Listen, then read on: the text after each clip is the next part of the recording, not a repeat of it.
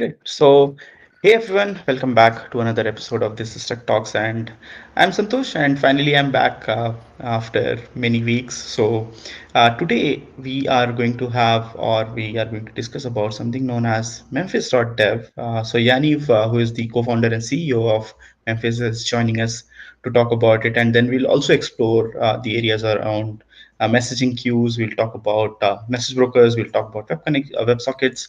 So, a lot of things to actually learn today, and I'm really excited. So, thanks a lot, Yanif, and welcome to the show. Thank you, Santos. Really happy to be here. Thank you for this opportunity.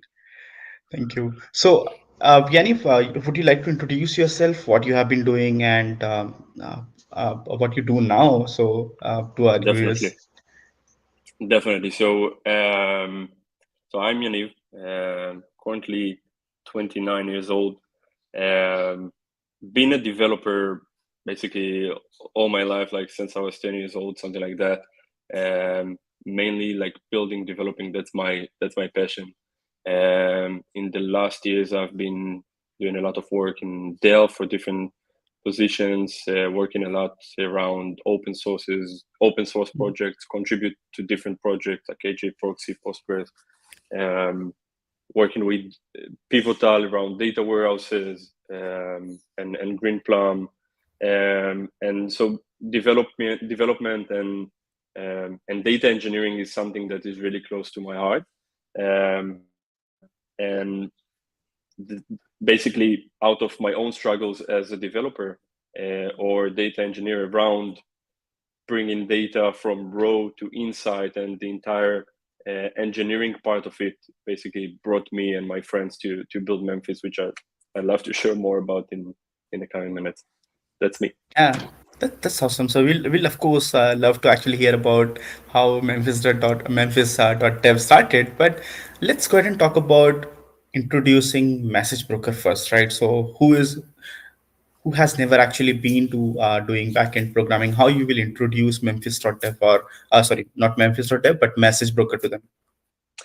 Definitely. So I have to say that message broker is probably um, I would say from the many conversations that I have had with different engineers around the world, like for in the past 2 years, I've learned that message broker is a terrible name, and regarding it, it creates a fear, or at least ambiguity regarding what it is and why it is so important.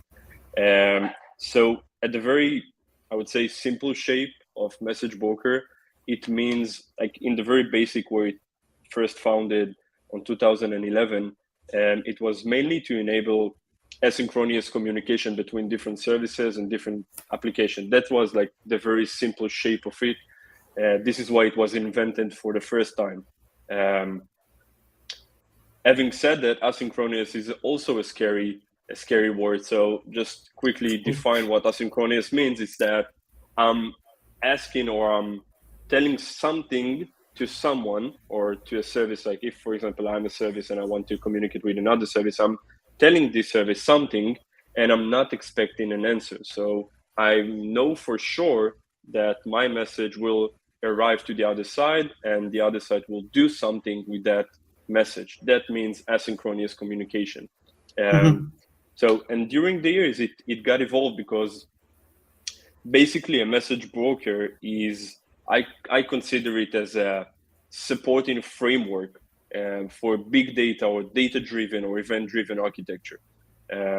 So basically, it enables you, before I even touch certain technology like Apache Kafka or Memphis or any other of those, Mhm. um, message broker enables you basically to create an abstraction between the different services. That means that we can take it for log collection. So collect logs from different platforms, from different applications, different services, and it gives us the agility to add more sources like in times of need, instead of one giant monolith that knows how to operate with different sources, and then we need to go inside our code and add more sources into it. So basically it enables, for example, log collection, as well as creating data lakes. So let's take, for Mhm. example, a use case that means that a sale event happens. Some user in our e-commerce site made a sale, and we want to notify different teams, different systems, different services inside our organization. So basically, Message Broker as a framework enables us to take that event, to take that message, and notify different systems at once in parallel. So it takes this single message and basically duplicates it instead of you inside your code doing it in a very reliable manner. So you know Mm-hmm. that message will be duplicated to all the different consumers, and it will do whatever it needs to do on the other side. So if I'm taking it from the framework side towards the technology side or the paradigm itself, we have. Sorry, I hear a bit noisy on the other end.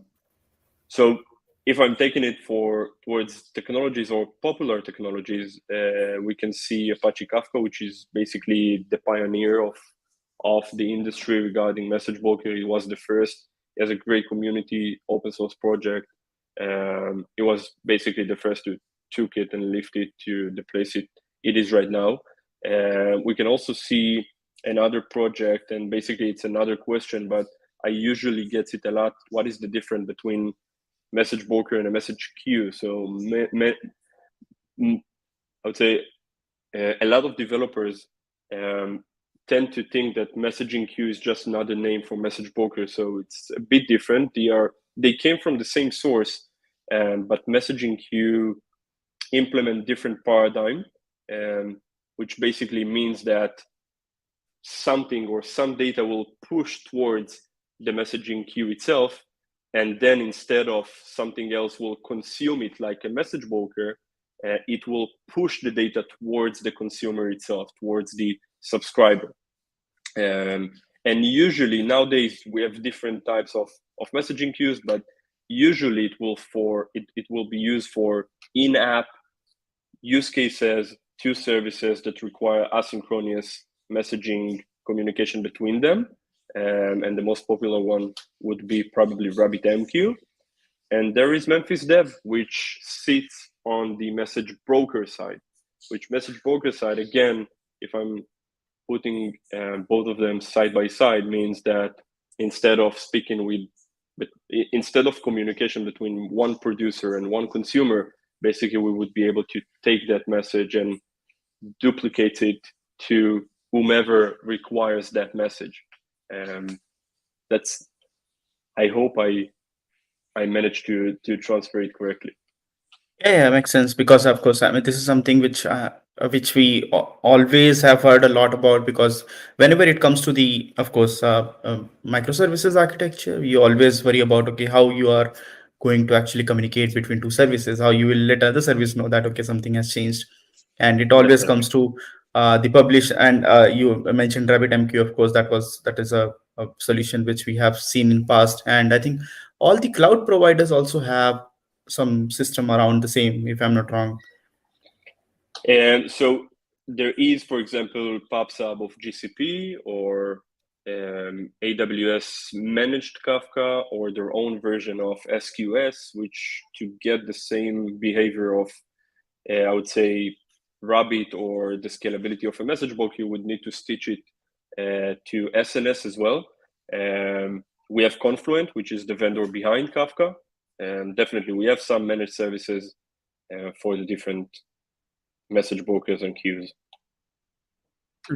So just to ask this, right? So what in case I don't want to actually go ahead and utilize any built-in services or any third-party services? Is it possible to build my own messaging broker or message queue from scratch?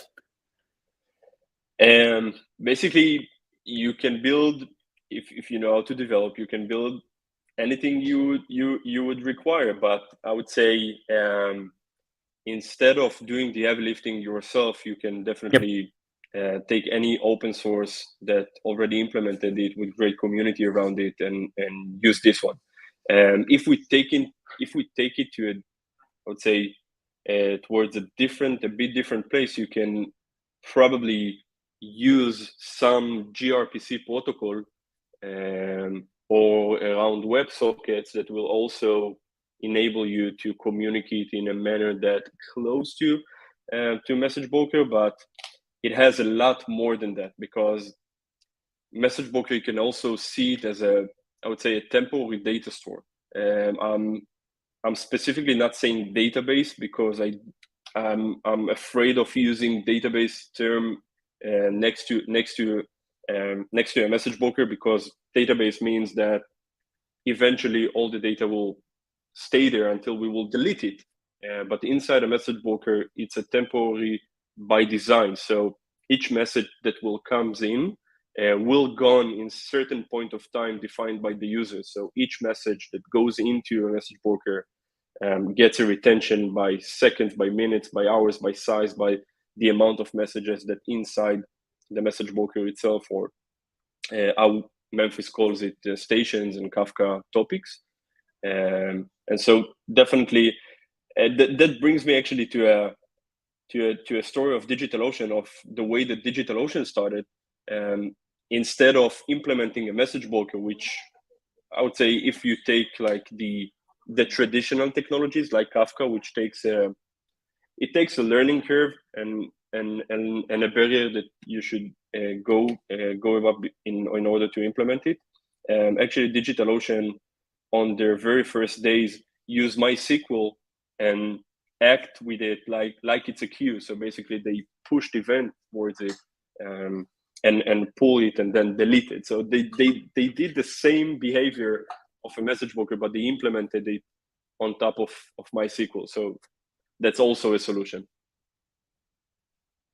Cool. So, just to ask you, I mean, so we actually we had like our when I used to work for a startup, so we had our own internal system to actually manage the emails, right? So what we used to do is we realized that okay, we cannot send the real-time SMS and emails because, of course, we with large number of transactions, it becomes impossible to do that in real time.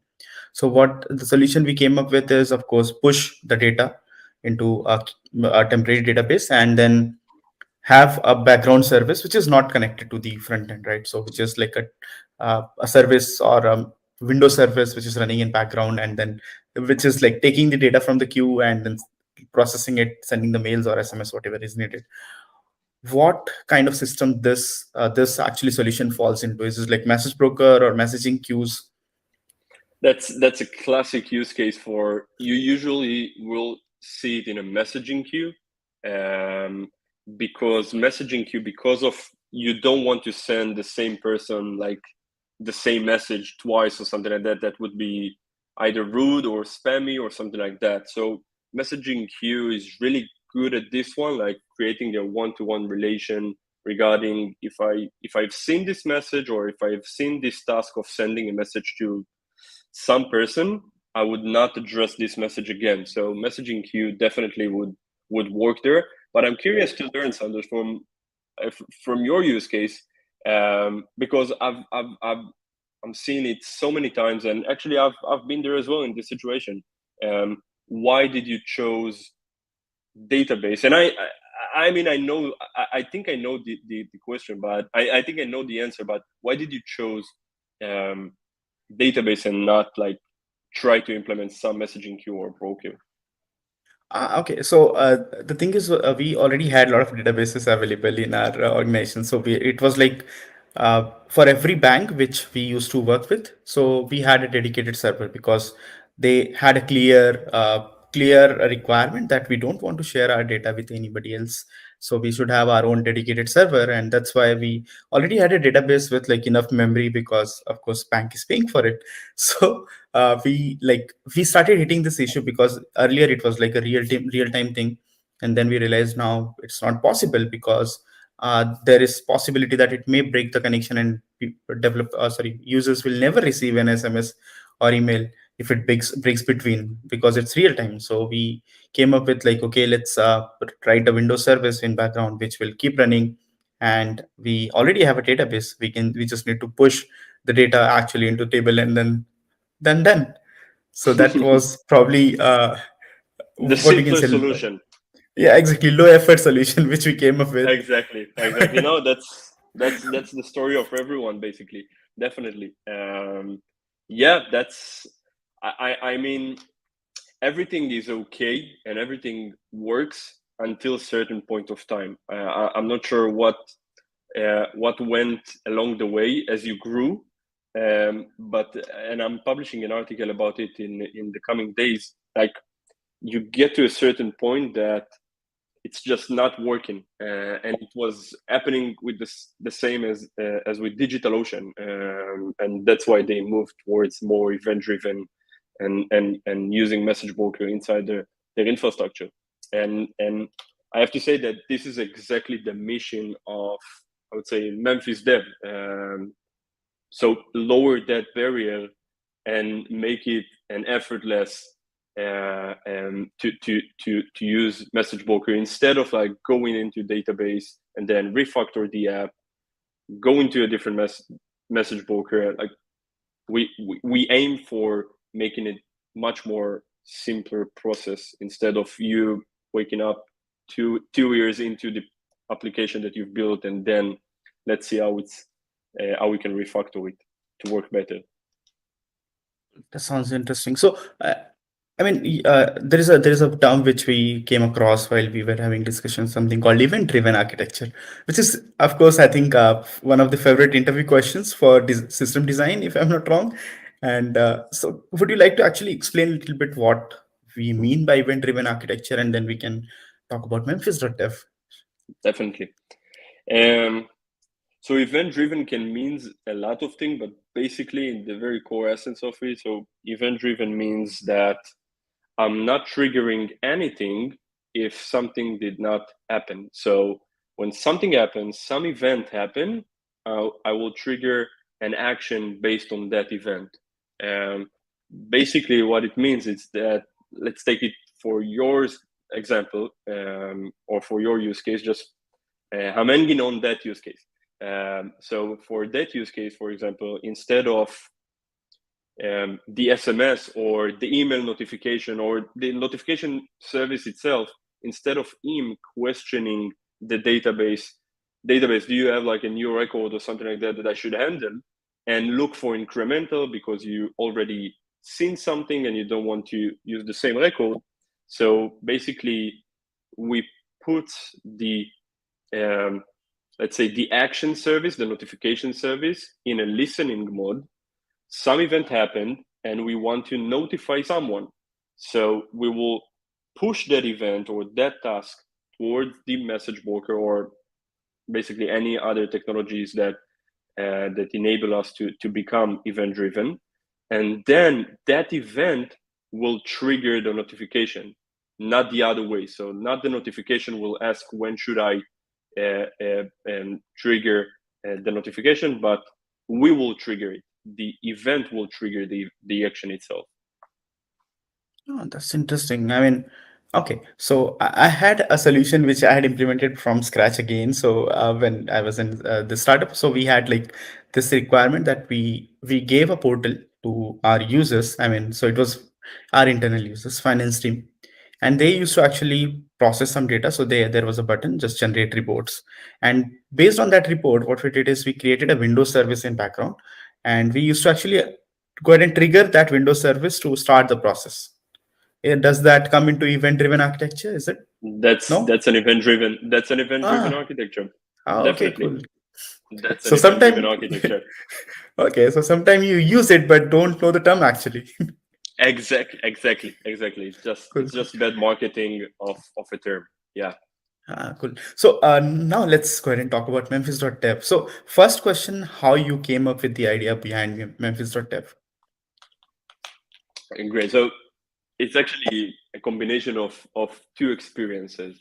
So the first one that just planted the idea was that I was implementing or creating a design for implementation of a very complex branch distributed data warehouse in an air gap environment somewhere. And I needed to, afterwards, I required to connect and create a data lake or data ecosystem around the data warehouse. And then I encountered for the first time in my life in Kafka, because that was the ingestion layer that basically all the data throw at it, and from Kafka pour to the data warehouse for further analytics and joins and stuff like that.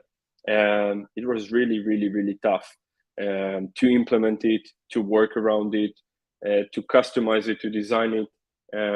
It took weeks, and basically I told myself as a developer, I'd love to build something better, but I put it on the side. And then me and my friends, as I've already I think mentioned, we were building an open source project around analyzing what the world discuss about in Twitter using AI models that we've built. I can share the link also if someone wants to lift the glove and work on it. So it worked really, really amazing. We were able to bring great results. User came in and engaged with the product itself, and all of a sudden, users, like as they should, ask for feature requests and ask for us to extend. We called it makela in Hebrew. It's a sort of a core in English. So they asked to extend. Sorry, they asked to extend actually makela to more data sources, towards Facebook, Instagram, Telegram, and then we realized that we just can't do it. So refactoring a monolith or a monolith pipeline just cannot be done. So basically, we looked at it. We had two alternatives. Like the first alternative was to take the entire pipeline or hard-coded pipeline of getting tweets and then transform the schema and then analyze it and then pour it to some database, and then the analysis function comes in and do something. It was terrible. Like, I mean, event-driven is hard. You have to maintain the schema. If something changed along the way in the schema somewhere in the upstream, that breaks basically the entire pipeline. And so we realized that that was a cool project, but we want to solve something bigger, which is basically a combination of building, I would say, a simpler yet powerful replacement for Kafka, and another one that will basically enable to create the logic and the analysis part and the schema transformation inside the message broker. So take both struggles, we mix them up, we combine them, and then we came up with Memphis, basically, which Memphis, at the very simple shape of it, it's a message broker, but it's the most simple to use message broker in the world. So basically, under 3 minutes, you get a fully optimized message broker on top of your Kubernetes or Docker Swarm, which at the very, I would say, if I'm only look at this feature alone, that's something very important, and I'll explain why. Because it's fairly easy these days to onboard Kafka, but I spoke with so many, I would say hundreds of engineers that onboarded Kafka fairly quickly these days, but did not create a very good design in the beginning, and they pay for it for the entire working with Kafka in the future. So refactoring the design at the later stage, it's really, really hard. And I realized another thing, that organization has dedicated engineering teams to operate Kafka. Now, again, Kafka is a great product. People tend to think that I don't really like Kafka, but I do. I appreciate the community. I appreciate Kafka. It's a great product.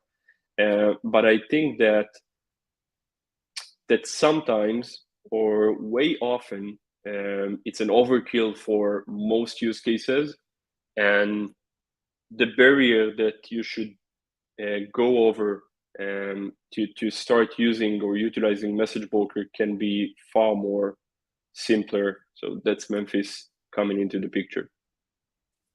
That's great. So Lars is in chat and he has a question. So skip. Speaking of Kafka bashing, Lars, he loves Kafka. He mentioned it. So he says Kafka is infamously hard to operate. How is Memphis operated? So I think, if I'm not wrong, you already covered this a little bit. But if you want to give more Thanks, insights. Lars. Thank you, Ross. Thank you for being with us. How is Memphis operated? So let's start with the deployment itself. So instead of tar files and bare metal servers, deployment of servers and stuff like that, like Zookeeper, how to operate Zookeeper in a cluster environment. All of those things, like how much memory do I need, because Kafka is very memory consuming. So Memphis is installed using one command, using Helm charts, soon to be Kubernetes operator on top of any Kubernetes. Basically, it can be AWS, GCP, Minikube, DigitalOcean, wherever there is a Kubernetes, you can install Memphis on one command.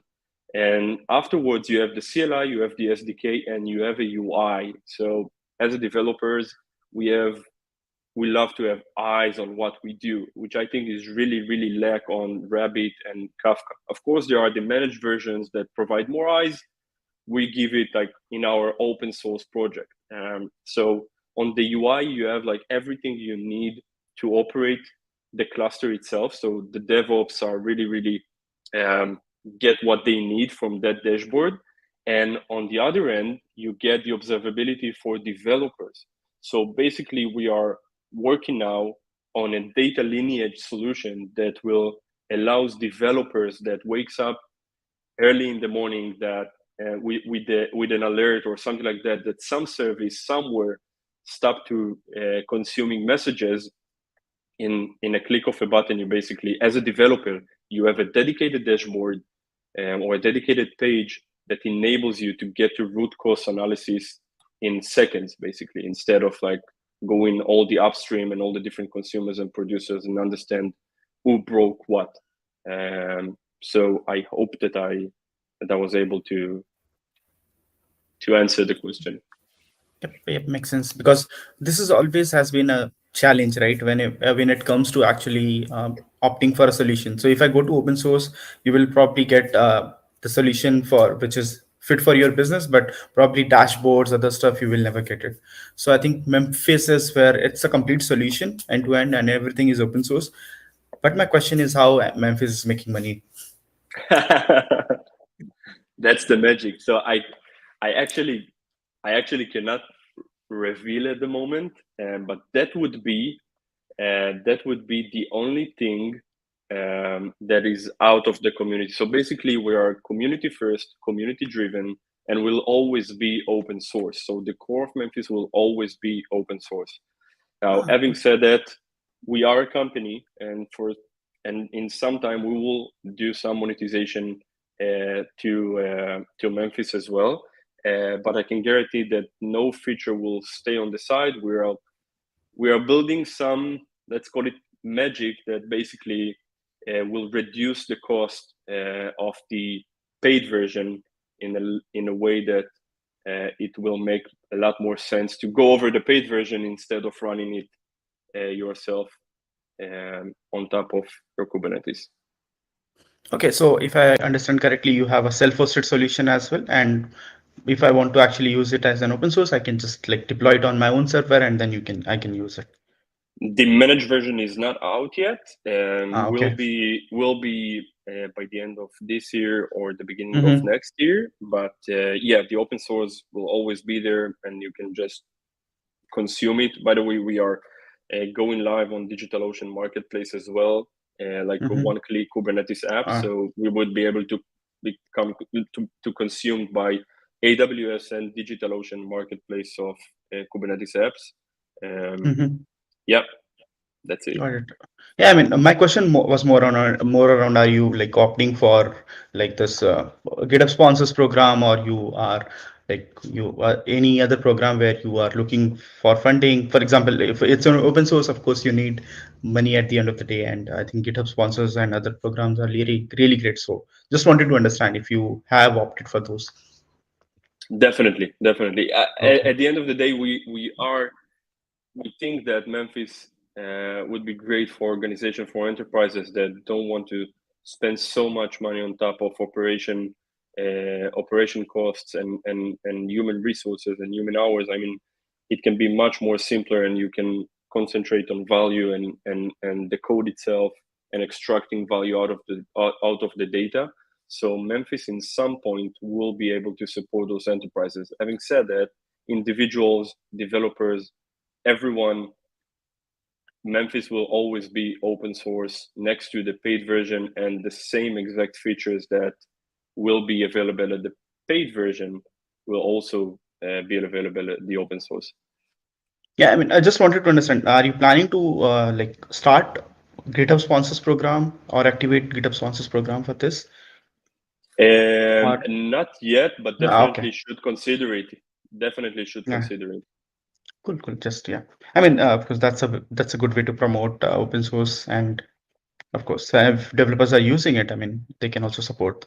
So I think we Definitely. are, yeah, we are at the end of the session, and just a question for you. Would you like to promote anything else on the channel? I mean, you can promote anything you like. I've always contributed to some community and to some Mm-hmm. project. So I'm just encouraging everyone to find the project that he or she loves and cares about and as a great community, just engaging with it. Us as at Memphis, we always welcoming um, new members and new contributors and just learn and be engaged with the community wherever you can. That's a really nice thing to say. So yep, Yaniv. So it was like it was a nice discussion, and it was a great having you on the show. Probably we can have another episode in future, and we can talk about system design more. Because I see that's your area of expertise, and a lot of people would like to actually learn that, and especially me. That's why I do this. So I get to learn everything for free, right? So I can just Thank talk to you. people, and I can learn that. So yeah, I really appreciate this opportunity and Lars as well for making this connection and really it was a great privilege for me to speak with you, Santosh, and thank you for that. and thank you for joining. So yep, so that's it for the day, everyone, and we will meet again next week. And next week we are going to talk about backend as a service. So yep, and Hemantika, who works as Appright at Appright, will be joining us to talk more about it. So see you next week, and bye, everyone. Bye bye.